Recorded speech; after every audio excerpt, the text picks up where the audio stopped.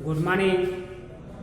आज के जो क्लास है उसमें हम पशु कार्य की फिजियोलॉजी, एनिमल फिजियोलॉजी है उसके बारे में पढ़ाई करेंगे, जिसमें गौ पशुओं के प्रमुख जो संस्थान है या तंत्र है उसके बारे में पढ़ाई करेंगे। क्या? गौ पशुओं के प्रमुख जो संस्थान तंत्र सिस्टम होता है उसके बारे में पढ़ाई करेंगे। तो पशुओं में प्रमुख जो संस्थान होता है वो कौन कौन संस्थान है, जिसके बारे में हमको जानना अति आवश्यक है। अगर हम पशुओं के आंतरिक के बारे में नहीं जान पाएंगे, उसके शारीरिक बारे में नहीं जान पाएंगे, तो पशु का इलाज नहीं कर पाएंगे, उसका पालन नहीं कर पाएंगे। इसलिए हमें उसके कुछ संस्थानों के बारे में जानना जरूरी है। तो उसमें आपके 5-6 प्रकार के जो संस्थान पाया जाता है जो प्रमुख है। तो इसमें पहला है आपके पाचन संस्थान, दूसरा प्रजनन संस्थान, तीसरा श्वसन संस्थान, चौथा रक्त संचरण या रक्त प्रवहन तंत्र, पांचवा दुग्ध निष्कासन संस्थान, छठवा तंत्रिका तंत्र। ये 6 आपके संस्थान हैं। तो इसमें प्रमुखतः आपके एग्जाम में पाचन संस्थान, श्वसन संस्थान, रक्त संचरण संस्थान और दुग्ध निष्कासन तंत्र जो आता है, दुग्ध निकालने की क्रिया है। तो इनके बारे में आपको जानना है। तो आज हम जानेंगे पाचन संस्थान के बारे में पढ़ाई करेंगे। तो पाचन संस्थान कितने भागों में बांटा गया है? तो पाचन संस्थान में आपके प्रमुख रूप से इनके पाचन संस्थान को पशुओं की आहार नाल की बनावट के हिसाब से 2 भागों में बांटा गया है। पहला जुगाली करने वाले पशु, दूसरा जुगाली ना करने वाले पशु। तो जुगाली करने वाले पशु कौन कौन से हैं ये ध्यान रखेंगे, पीएटी वगैरह में आता है। जुगाली करने वाले पशु कौन है, जुगाली ना करने वाले पशु कौन है, ऑप्शनल क्वेश्चन में आता है।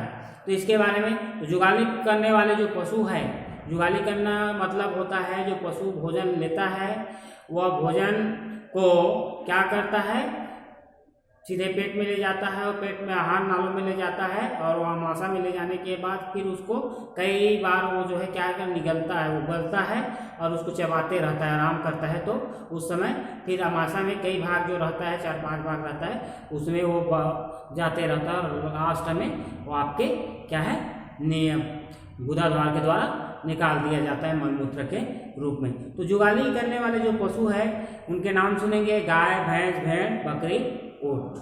और जुगाली ना करने वाले पशु है नॉन रूमेन, ठीक है। तो वह पशु आपके गधा, घोड़ा, कुत्ता, बिल्ली, सुअर आदि जो है जुगाली नहीं करने वाले हैं। तो पाचन क्रिया में भाग लेने वाले जो है प्रमुख अंग जो है, पाचन क्रिया में भाग लेने वाले प्रमुख अंग, इसमें जो है पाचन संस्थान में प्रमुख जो अंग होता है वह कौन कौन सा होता है इसके बारे में जानेंगे। तो पहले आपके मुंह है, ये आपका जो है भाग लेता है।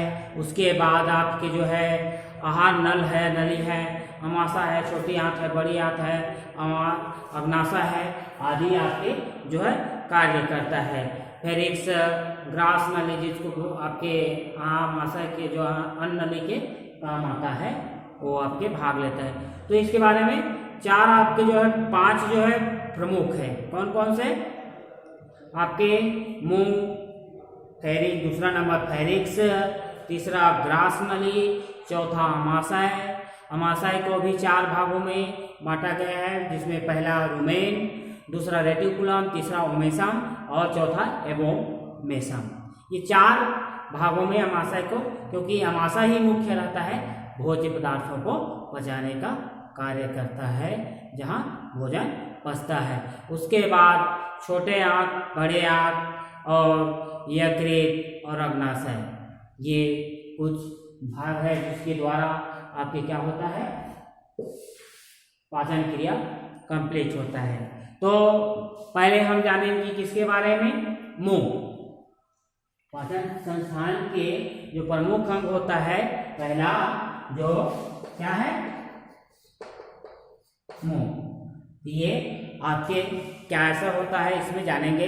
पाचन संस्थान का यह प्रवेश द्वार होता है, भोजन इसके द्वारा जाता है, मुंह के द्वारा जाता है, जहां भोजन को दांतों के द्वारा क्या किया जाता है, चबाया जाता है। मुंह में जीभ, दांत, लार ग्रंथियां और तालु आदि अंग क्या रहता है, सम्मिलित रहता है। उसी प्रकार गाय के ऊपरी जबड़े में दांत नहीं होते हैं। गाय के ऊपरी जबड़े में दांत का क्या रहता है, अभाव रहता है, और निचले जबड़े में जो है क्या पाया जाता है, दांत पाया जाता है। और जो ऊपरी जबड़े में दांत का अभाव रहता है तो उस जगह में जो है मोटा एक कठोर परत पाया जाता है, ठीक, उसको डेंटल पैड बोलते हैं।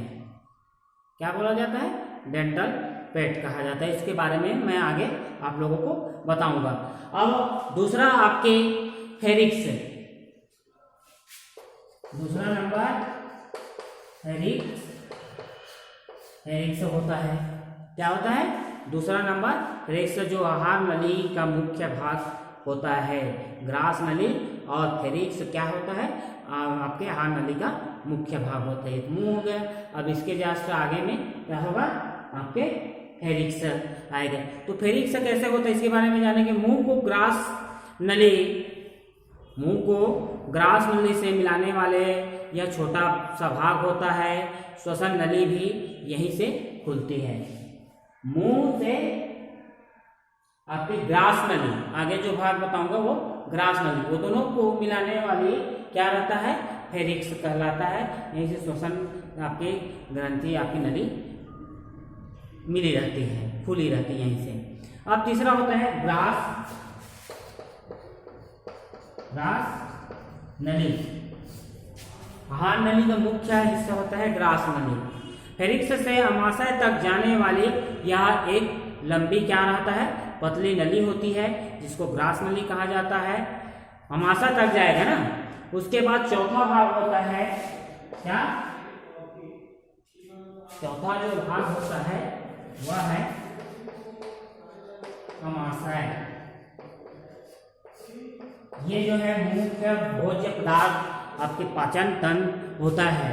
तो जो जुगाली करने वाले जो रहते हैं पशु, उनके जो अमाशय है 4 भागों में बटा रहता है। कितने भागों में बटा रहता है, 4 भागों में बटा रहता है। तो अमाशय, इनके बारे में जानेंगे। अमाशय कैसे होता है।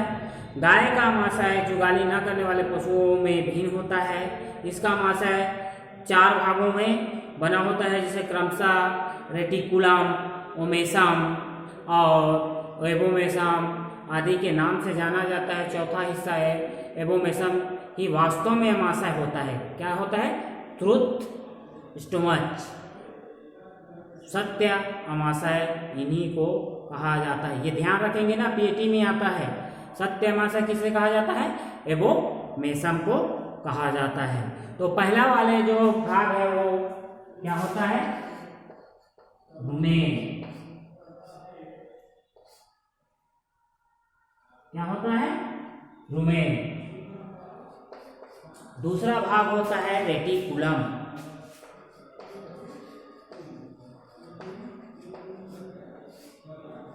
तीसरा भाग जो होता है आपके क्या, ओमेसम।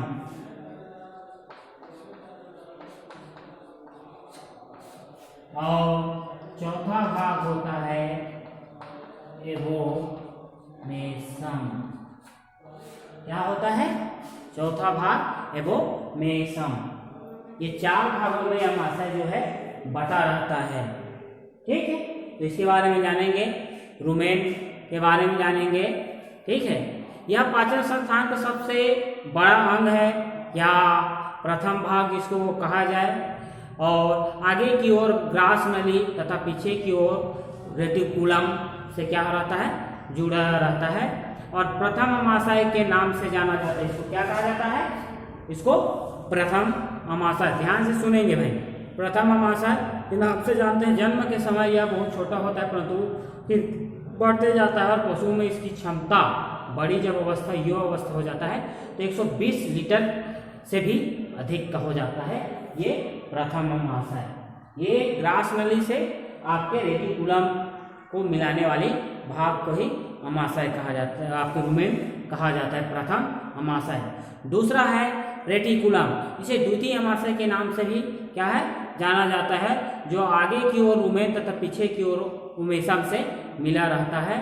इसके भीतरी आकार मधुमक्खी के छत्ते की भांति दिखाई देता है। ये रेटिकुलम द्वितीय अमाशय के नाम से जाना जाता है। ये जो है मधुमक्खी के छत्ते के आकार का दिखाई देता है, ठीक है, रेटिकुलम। उसके बाद आता है उमेशम, इसे तृतीय अमाशय भी कहते हैं, जो आगे की तरफ रेटिकुलम और पीछे की ओर उमेशम से मिला रहता है। यह छोटा गोलाकार आकृति का होता है, टॉवेल की आगे आकार में दिखाई देता है, ठीक है। तो ये एबोमेसम होता है। चौथा एबोमेसम, उमेशम के बारे में जाने, अब एबोमेसम के बारे में जाने। इसे चौथा अमाशय भी कहा जाता है या सत्य अमाशय भी कहा जाता है। ये मैं पहले बताया हूँ, सत्य अमाशय ट्रुथ स्टूमस अमाशय होता है। तो इसका बनावट बिना जुगाली करने वाले पशु में अमाशय से मिलती जुलती है। यह आगे की ओर उमेशम तथा पीछे की ओर एक सक्रे पाइलोरस तथा डिओडिनम से मिला रहता है। अब इसके बाद आता है छोटी आंत, बड़ी आंत, यकृत, अग्नाशय। इनके बारे में जानेंगे। यहाँ आपके पाचन क्रिया होते रहता है। छोटी आंत कौड़ पशु में यह लगभग इसमें छोटी आंत,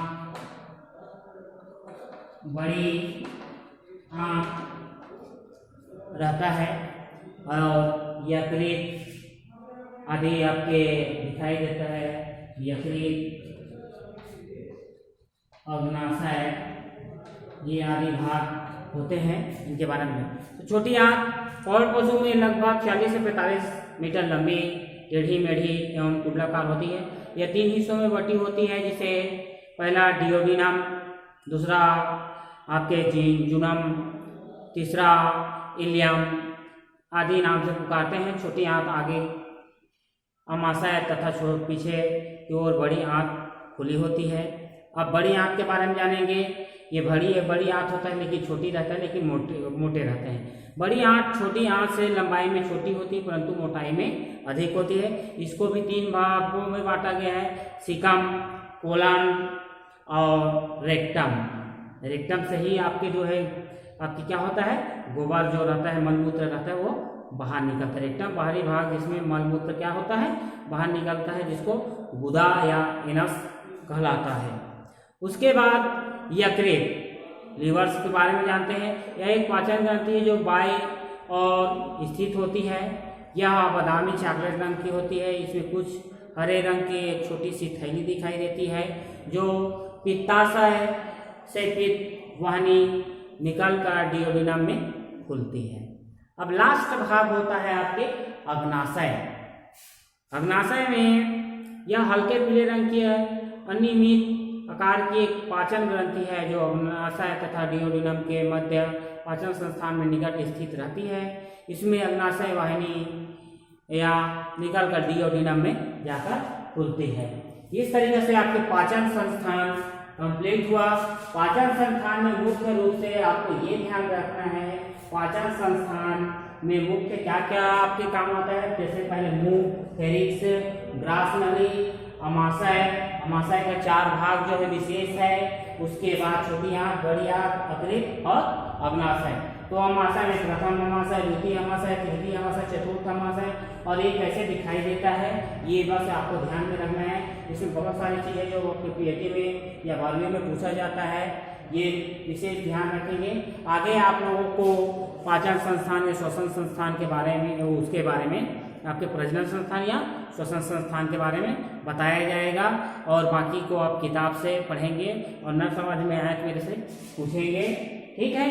कोई भी समस्या आता है तो बताएंगे, और बिना आप कोई भी समस्या है उसको अगर नहीं पूछोगे तो मैं उसको आपको समझा नहीं पाऊँगा। तो बेझिझक आप लोग आपने जो समस्या है उसको मेरे को बता सकते हैं। धन्यवाद।